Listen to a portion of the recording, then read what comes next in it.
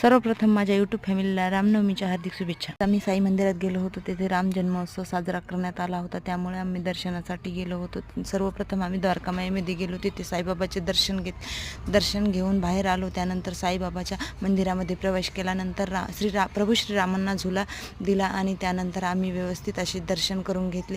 साईबाबांचे मंदिर मोठ्या प्रमाणात भाविक आले होते आणि मंदिरही खूप व्यवस्थित असे सजवलेले होते. साईबाबाचे दर्शन झाल्यावर नंतर आम्ही ध्यान मंदिरामध्ये गेलो, जेथे साईबाबा ध्यान करत बसायचे. ध्यान मंदिरामध्ये सर्व देवांच्या मूर्तीची स्थापना करण्यात आली आहे.